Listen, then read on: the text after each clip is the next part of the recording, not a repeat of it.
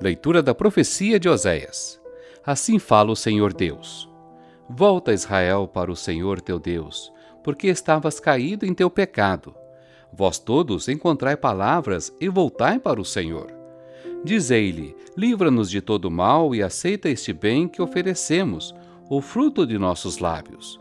A Assíria não nos salvará, não queremos montar nossos cavalos, não chamaremos mais deuses nossos a produtos de nossas mãos. Em ti encontrará o órfão misericórdia. Hei de curar sua perversidade e me será fácil amá-los. Deles afastou-se a minha cólera.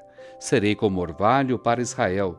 Ele florescerá como lírio e lançará raízes como plantas do Líbano. Seus ramos hão de estender-se. Será seu esplendor como o da oliveira e seu perfume como o do Líbano. Voltarão a sentar-se à minha sombra e a cultivar o trigo, e florescerão como a videira, cuja fama se iguala à do vinho do Líbano. Que tem ainda Efraim a ver com ídolos?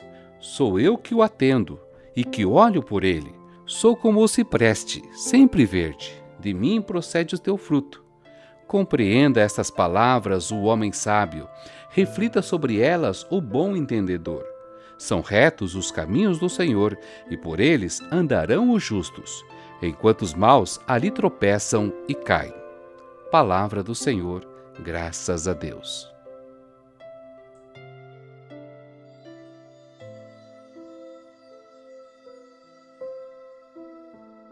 Proclamação do Evangelho de Jesus Cristo segundo Mateus. Glória a vós, Senhor. Naquele tempo disse Jesus aos seus discípulos: Eis que eu vos envio como ovelhas no meio de lobos. Sede, portanto, prudentes como as serpentes e simples como as pombas. Cuidado com os homens, porque eles vos entregarão aos tribunais e vos açoitarão nas suas sinagogas. Vós sereis levados diante de governadores e reis por minha causa, para dar testemunho diante deles e das nações. Quando vos entregarem, não fiqueis preocupados como falar ou o que dizer. Então, naquele momento, vos será indicado o que deveis dizer. Com efeito, não sereis vós que havereis de falar, mas sim o Espírito do vosso Pai é que falará através de vós. O irmão entregará à morte o próprio irmão. O pai entregará o filho. Os filhos se levantarão contra seus pais e os matarão. Vós sereis odiados por todos por causa do meu nome. Mas quem perseverar até o fim, esse será salvo. Quando vos perseguirem numa cidade, fugi para outra. Em verdade vos digo, vós não acabareis de percorrer as cidades de Israel antes que venha o Filho do Homem. Palavra da salvação. Glória a vós, Senhor.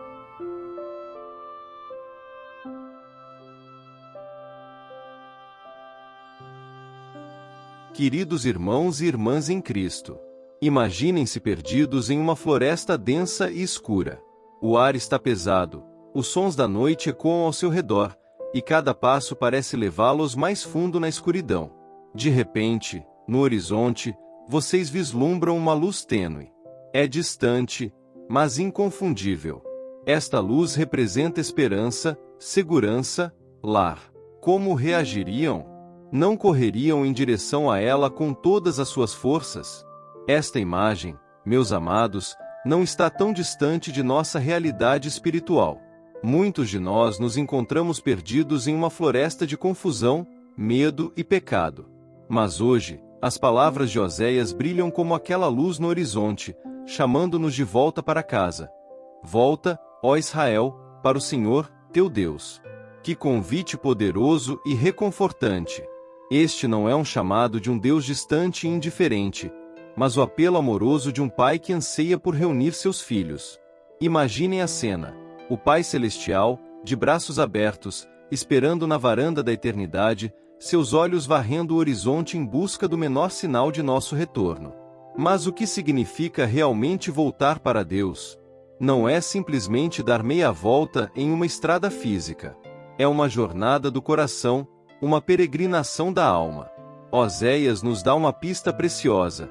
trazei convosco palavras de arrependimento. Reflitamos por um momento.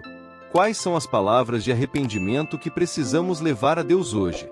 Talvez sejam palavras de confissão por termos negligenciado nossa vida de oração, permitindo que o ruído do mundo sufocasse a voz suave de Deus. Ou palavras de remorso por termos ferido alguém com nossas ações impensadas ou omissões egoístas. Quem sabe sejam palavras de reconhecimento por termos colocado outros deuses em nosso altar pessoal, a busca incessante por sucesso, a obsessão pelo que os outros pensam de nós, o conforto das posses materiais. Cada um de nós tem sua própria história de afastamento, sua própria floresta escura. Mas a beleza do Evangelho é que, não importa quão longe tenhamos vagado, o caminho de volta está sempre aberto. Oséias continua com uma promessa que deveria fazer nossos corações saltarem de alegria. Eu os curarei de sua infidelidade e os amarei gratuitamente. Deixem essas palavras penetrarem profundamente em seus corações. Deus não apenas perdoa, mas cura. Ele não apenas aceita de volta, mas ama abundantemente. E tudo isso de graça, sem que tenhamos que ganhar ou merecer. Imaginem um médico que não apenas trata os sintomas, mas cura a doença pela raiz. Imaginem um amor tão profundo e incondicional que nada do que fizemos ou deixamos de fazer pode diminuí-lo. Este é o nosso Deus. Esta é a essência do Evangelho, o amor imerecido e transformador de Deus por nós, manifestado plenamente na vida, morte e ressurreição de Jesus Cristo. É este amor que nos capacita a enfrentar os desafios que Jesus prevê no Evangelho de hoje. Eis que eu vos envio como ovelhas no meio de lobos, diz Jesus. Que imagem desafiadora e, à primeira vista, até assustadora. Pensem comigo, o que aconteceria se literalmente soltássemos uma ovelha no meio de uma alcateia? Não duraria muito tempo, não é? No entanto, é exatamente assim que Jesus nos envia ao mundo. Ser cristão hoje muitas vezes se assemelha a ser aquela ovelha indefesa em um ambiente hostil e predatório. Enfrentamos uma cultura que frequentemente zomba dos valores do Evangelho, que ridiculariza a fé e exalta o egoísmo. Encontramos oposição, às vezes sutil, às vezes aberta, em nossos locais de trabalho, em nossas escolas e, tristemente, até mesmo em nossas próprias famílias. Mas atenção! Jesus não nos envia despreparados para este desafio. Ele nos dá instruções claras e uma estratégia divina. Sede, portanto, prudentes como as serpentes e simples como as pombas. Que equilíbrio fascinante e profundo! A prudência da serpente nos ensina a ser sábios, discernindo os perigos e agindo com cautela. Na antiguidade, a serpente era símbolo de sabedoria e astúcia. Jesus nos chama a usar nossa inteligência, a sermos estratégicos em nossa abordagem ao mundo. Não devemos ser ingênuos ou imprudentes, mas sim conscientes das realidades que nos cercam. Ao mesmo tempo, devemos ser simples como as pombas. A pomba, símbolo de pureza e paz, nos lembra de manter a integridade de coração e intenção. Não devemos nos tornar cínicos ou manipuladores em nossa prudência, mas manter a sinceridade e a bondade que refletem o coração de Cristo. Como vivemos esse equilíbrio em nosso dia a dia? Pensem em seus locais de trabalho.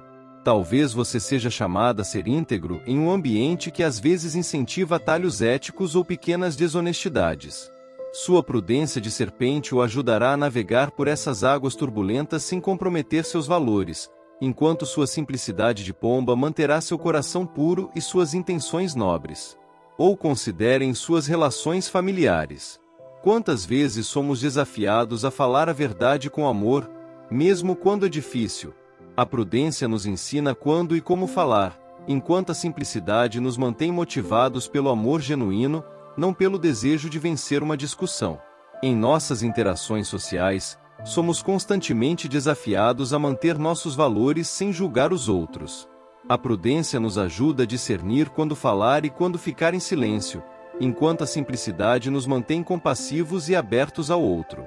Jesus não esconde o fato de que haverá perseguição. Sereis odiados por todos por causa do meu nome, ele diz. Estas palavras podem soar assustadoras, mas lembrem-se. O ódio do mundo é muitas vezes um sinal de que estamos vivendo fielmente o Evangelho. Quando nos opomos à injustiça em nosso local de trabalho, defendendo um colega que está sendo tratado injustamente, podemos enfrentar a ira dos poderosos. Quando defendemos os marginalizados em nossa comunidade, os pobres, os imigrantes, os desprezados, podemos enfrentar a incompreensão e até a hostilidade daqueles que se sentem ameaçados pela mudança. Quando vivemos de forma contracultural, priorizando a simplicidade e a generosidade em uma sociedade obcecada pelo consumo e acumulação, podemos ser rotulados de estranhos ou tolos. Mas em meio a esses desafios, Jesus nos dá uma promessa que deve ser nossa âncora. Aquele que perseverar até o fim será salvo. A perseverança não é apenas aguentar passivamente, como uma rocha imóvel diante das ondas.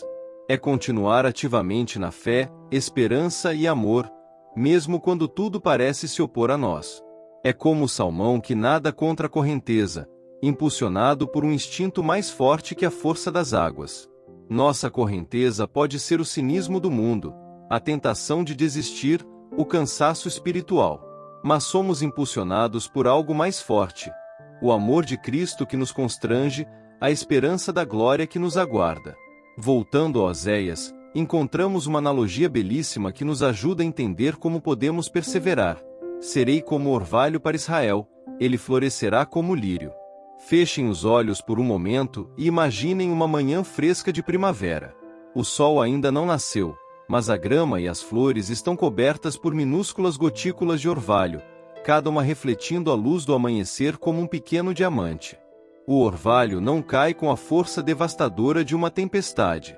Não chega com o barulho do trovão ou o flash do relâmpago. Em vez disso, desce suave e silenciosamente durante a noite, quase imperceptível, mas incrivelmente eficaz em sua capacidade de nutrir e refrescar. Da mesma forma, Deus promete ser para nós como orvalho, uma presença constante, suave, mas poderosamente eficaz em sua capacidade de nos nutrir e fazer florescer. Nos momentos de seca espiritual, quando nos sentimos cansados ou desanimados, quando a perseguição parece insuportável ou o caminho longo demais, podemos confiar nesta promessa. Deus está conosco, renovando-nos dia após dia, momento a momento. Talvez não o sintamos de forma dramática, como uma experiência emocional avassaladora. Mas Ele está lá, tão certo quanto o orvalho na manhã, nutrindo nossa alma, refrescando nosso espírito, sustentando-nos com sua graça. E qual é o resultado desta nutrição divina? Ele florescerá como o lírio. O lírio, na tradição bíblica, é um símbolo de beleza e pureza. Pense na majestade de um campo de lírios em plena floração, é de tirar o fôlego. Quando permitimos que Deus nos nutra com seu amor, quando voltamos a Ele em arrependimento e confiança, florescemos. Nossa vida começa a refletir a beleza e a pureza de Cristo. As pessoas ao nosso redor notarão a diferença. Talvez não possam explicar exatamente o que mudou, mas verão em nós uma beleza que não é deste mundo. A beleza da compaixão em um mundo cruel, da esperança em tempos de desespero, do amor em face do ódio. Mais do que isso, Oséias promete: lançará raízes como o cedro do Líbano. O cedro do Líbano é famoso por sua majestade, suas raízes profundas e sua longevidade. Alguns cedros no Líbano têm mais de 2000 anos. Esta é uma imagem poderosa de estabilidade e força duradoura. Quando estamos enraizados em Deus, quando nossas raízes se aprofundam na verdade de sua palavra e no solo fértil de seu amor, podemos enfrentar as tempestades da vida sem sermos desarraigados. Os ventos da adversidade podem soprar, as chuvas da tristeza podem cair, mas permanecemos firmes, como o cedro majestoso.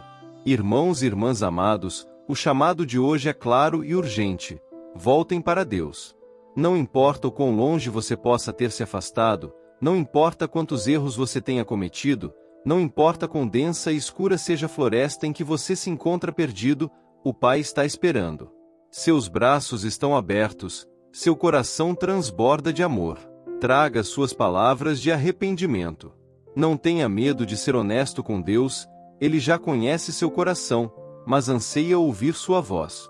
Permita que Ele cure suas feridas, até aquelas que você tem carregado por tanto tempo que se tornaram parte de você. Deixe-o amá-lo gratuitamente, sem condições ou ressalvas. E uma vez que você tenha experimentado esse amor restaurador, esteja preparado. O mundo pode não entender você. Pode até se opor a você. Mas lembre-se, você é enviado como uma ovelha entre lobos, mas não está indefeso. Você tem a sabedoria da serpente para guiá-lo e a pureza da pomba para manter seu coração íntegro. Persevere. Não desista quando o caminho ficar difícil. Mantenha-se firme na fé quando as dúvidas surgirem. Agarre-se à esperança quando o desespero ameaçar engoli-lo. Permita que Deus seja como orvalho em sua vida, nutrindo constantemente, dia após dia, momento a momento. E veja como você florescerá. Como um lírio no campo, sua vida irradiará a beleza de Cristo. Como um cedro majestoso, suas raízes se aprofundarão, ancoradas na rocha eterna que é nosso Deus. Que possamos, individual e coletivamente, ser um testemunho vivo do amor transformador de Deus. Que nossas vidas sejam como lírios em um campo árido, apontando para a beleza e a esperança do reino de Deus. Que sejamos como cedros fortes, oferecendo sombra e refúgio para um mundo cansado e ferido. E que, ao final de nossa jornada, possamos ouvir as doces palavras de nosso Salvador. Muito bem, servo bom e fiel. Foste fiel no pouco, eu te confiarei muito. Vem participar da alegria do teu Senhor. Que o Senhor os abençoe e guarde. Que Ele faça resplandecer o seu rosto sobre vocês e tenha misericórdia de vocês. Que o Senhor volte para vocês o seu rosto e lhes conceda paz. Hoje, amanhã e sempre. Amém.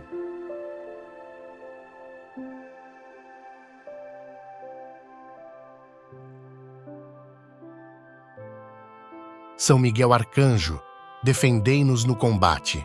Sede o nosso refúgio contra as maldades e ciladas do demônio. Ordene-lhe Deus, instantemente o pedimos, e vós, príncipe da milícia celeste, pela virtude divina, precipitai no inferno a Satanás e aos outros espíritos malignos que andam pelo mundo para perder as almas. Amém.